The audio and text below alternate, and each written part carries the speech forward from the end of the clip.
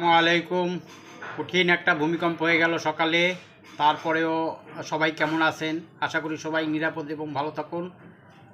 আজকে শুক্রবার দিন একটা ভূমিকম্প হয়ে দেখাই দিয়ে গেল যে আল্লাহ তাআলা মুহূর্তের মধ্যে সব কিছু ধ্বংস করে দিতে পারেন, চাইলেই আবার সব কিছু গঠন করে দিতে পারেন।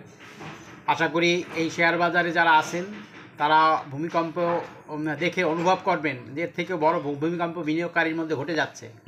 আমরা যারা শেয়ার বাজারে বিনিয়োগ করে আসছি তাদের প্রতি দৃষ্টি দেওয়া উচিত সরকারের সকলকেই। আজকে আমি KPPL Khulna printing and packaging সম্বন্ধে বলবো। এই শেয়ারটা কিন্তু এখন আবার আপ ট্রেন্ডে যাইতে শুরু করছে। আপনারা জানেন এই শেয়ারটা কয়েকদিন পর্যন্ত হল্টেড করতেছে, 12 টাকা 90 পয়সা পর্যন্ত উঠছে। এরপরে আমি আরেকটা শেয়ার কথা বলবো, সেটা হলো এনবিএল শেয়ারটা শুনতেছি যে এটা সরকার মার্চ করবে না, এবং এখানে কিছু বিনিয়োগকারী অলরেডি বাই চলে আসছে এবং দেখা যায় ভালো শেয়ার বাই করতেছে। 2 টাকা 30 পয়সা থেকে শেয়ারটা আস্তে আস্তে আজকে 3 টাকা 30 পয়সা পর্যন্ত দেখা যাচ্ছে। আশা করি এই শেয়ারটা এখান থেকে ভালোভাবে ইউটার্ন নিবে। আপনারা যারা এনবিএল শেয়ারটা বিনিয়োগ করতেছেন বাই করতেছেন, তারা আগে যাদের আছে তারা বিনিয়োগ করে হয়তো বা এখান থেকে কিছু প্রফিট পাবেন।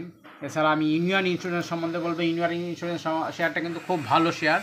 এটা গত বছর 10% ক্যাশ ডিভিডেন্ড দিয়েছিল এবং ক্যাশ ডিভিডেন্ড অলরেডি ফ্রি করে দিয়েছে। এই শেয়ারটা 30 টাকা 90 পয়সা ক্লোজ দিছে।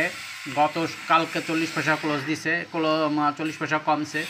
আশা করি শেয়ারটা এখান থেকে আপ ট্রেন্ডে যাবে। এরপরে মাগুরা প্লেক্স সম্বন্ধে বলবো। মাগুরা প্লেক্স সম্পর্কে এই শেয়ারটা কিন্তু ভালো শেয়ার। 106 টাকা থেকে শেয়ারটা আবার ব্যাগে আসছে। যদিও শেয়ারটা ইনিশিয়েটিভ এই অক্টোবর মাসে 0.02% বাই করছে। অল্প কিছু শেয়ার, 2,96,00,000 শেয়ার। এই শেয়ারটা আশা করি মার্কেট খুব ভালোর দিকে যাবে। এর যেহেতু মার্কেট নিয়ে অনেক কথাবার্তা চলতেছে, আশা করি মার্কেটে যারা আছেন তারা জানেন যে কিছু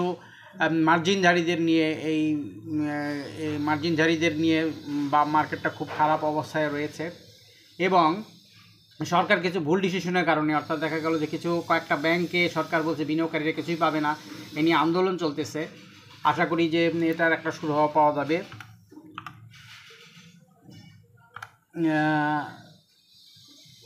যদি সুরাহা হয় তাহলে খুব তাড়াতাড়ি এখান থেকে কিছু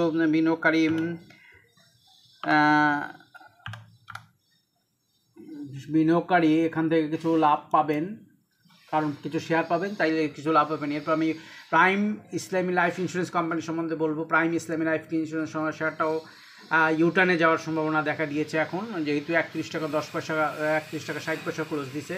আশা করি এখান থেকে শেয়ারটা ঘুরবে। আপনাদের যাদের এই শেয়ারগুলো আছে তারা আরও কিছু কিনে বাই অ্যাভারেজ করতে পারেন।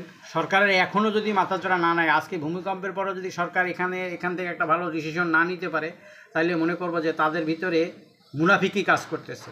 সরকারের উচিত শেয়ার বাজারটা নিয়ে এখন কাজ করা। অর্থনীতির চালিকা শক্তি হলে শেয়ার বাজার। অতএব আশা করবো যে শেয়ার বাজারের প্রতি তাদের দৃষ্টি দেবেন।